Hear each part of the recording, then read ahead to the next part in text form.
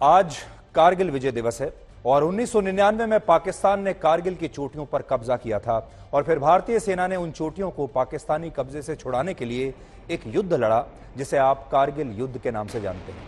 84 दिन तक चले इस युद्ध में आज के दिन भारतीय सेना की जीत हुई थी और इसीलिए हम इसे कारगिल विजय दिवस के तौर पर मनाते हैं।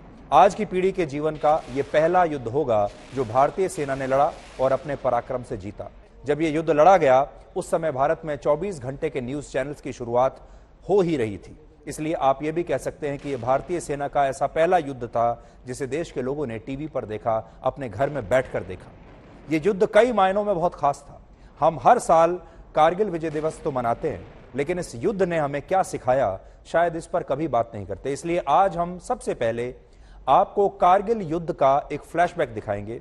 ये उन लोगों के लिए है जो उस जमाने में शायद बहुत छोटे रहे होंगे उम्र में या पैदा भी नहीं हुए होंगे, लेकिन आज तक 1999 में भी इस युद्ध को कवर कर रहा था। इसलिए इस फ्लैशबैक के आपके लिए आज 3 अध्याय होंगे। पहला अध्याय होगा घुसपैठ, दूसरा अध्याय होगा युद्ध और तीसरा अध्याय होगा विजय। इसमें पहला अध्याय है कारगिल में पाकिस्तान की घुसपैठ के बारे में। जिस दौर में लाहौर बस सेवा के जरिए भारत पाकिस्तान की तरफ दोस्ती का हाथ बढ़ा रहा था, उसी दौरान पाकिस्तान कारगिल में घुसपैठ कर रहा था। 3 मई 1999 को एक चरावाहे ने हथियारबंद पाकिस्तानी सैनिकों को कारगिल की चोटियों पर देखा। इस चरावाहे ने यह जानकारी भारतीय सेना के अधिकारियों को दी, जिसके बाद 5 मई को भारतीय जवानों को वहां पर भेजा गया। इस दौरान 5 भारतीय सैनिक शहीद हो गए और फिर युद्ध का ऐलान हुआ।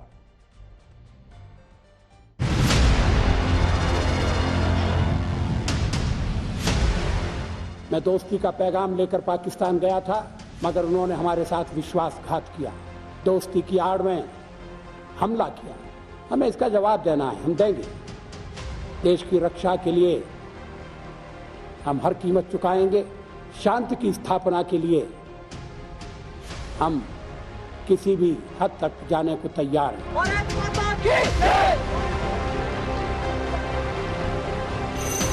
हम लोग किसी भी परिस्थिति का सामना करने के लिए पूरे तौर पर तैयार हैं। हमें नहीं लगता है कि किसी प्रकार का ऐसा हरकत करने के लिए वो आगे बढ़ेगा, लेकिन अगर कोई कदम बढ़ावे तो फिर जवाब देना पड़ेगा। जहां जो लोग घुसपैठ आए हैं उनमें से आखिरी व्यक्ति को वहां से बाहर करने का।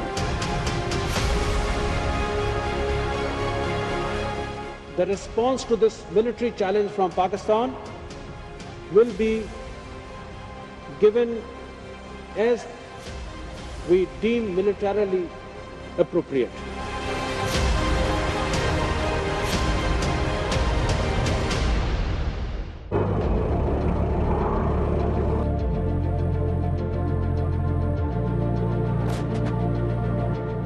हम शांति चाहते हैं, ये तो दुनिया ने देखा।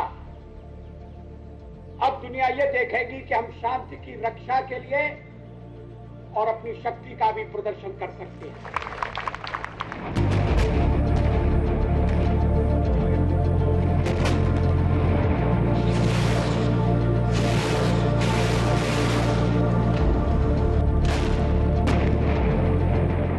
ये लड़ाई अभी चलेगी और इस लड़ाई को जीतने के लिए हमें प्रयास करना है।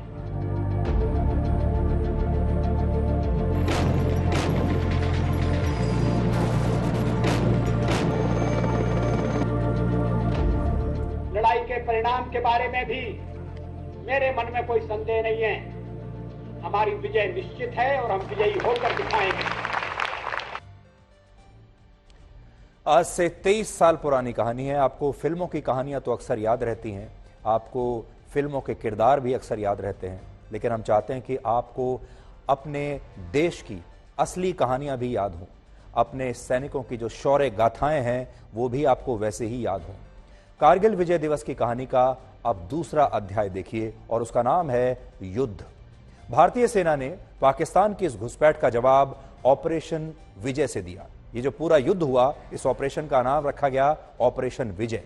18,000 फीट की ऊंचाई पर करीब 84 दिनों तक यह युद्ध चला।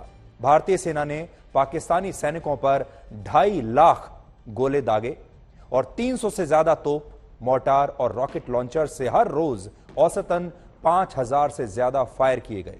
इस लड़ाई के सबसे महत्वपूर्ण 17 दिनों में हर रोज 1 मिनट में कम से कम 1 राउंड फायर किया गया। कारगिल युद्ध की एक सबसे बड़ी चुनौती यह थी कि दुश्मन ऊंचे पहाड़ों पर बैठा हुआ था और हमारे जो सैनिक थे वो नीचे थे, और ऐसे दुश्मनों पर वार करने के लिए बोफोर्स तोप सबसे बड़ा हथियार साबित हुई। इन तोपों की खासियत यही थी कि ये काफी ऊंचाई वाले निशाने पर भी गोले दाग सकती थी। बोफोर्स वजन में बहुत हल्की थी और हल्की होने के कारण इसे पहाड़ी क्षेत्रों में कहीं भी तैनात करना बड़ा आसान था। बोफोर्स सौदे को लेकर हमारे देश में बहुत बड़ा राजनीतिक विवाद रहा, भ्रष्टाचार के आरोप लगे, लेकिन यही तोप कारगिल युद्ध में भारत के सबसे ज्यादा काम आई। आज के दौर में भारत के पास S-400 जैसा एडवांस्ड एयर डिफेंस सिस्टम है। 1999 से 2022 के बीच हालात बहुत तेजी से बदले हैं। भारतीय सेना आज पहले से कहीं ज्यादा सक्षम और आधुनिक है, लेकिन 1999 में कारगिल युद्ध की जीत में प्रमुख भूमिका बोफोर्स की थी। 99 में 26 मई से हमारे देश की वायुसेना ने भी इसका मोर्चा संभाला और वायुसेना भी इस हमले में शामिल हो गई और जवाबी कार्रवाई करते हुए हमारी वायुसेना ने हवाई हमले शुरू किए। 9 जून के बाद भारतीय सेना ने प्रमुख चोटियों पर दोबारा से नियंत्रण पाना शुरू कर दिया था और भारत की जीत के साथ खत्म हुए इस युद्ध में भारत ने अपने 527 जवानों को तब तक खो दिया था।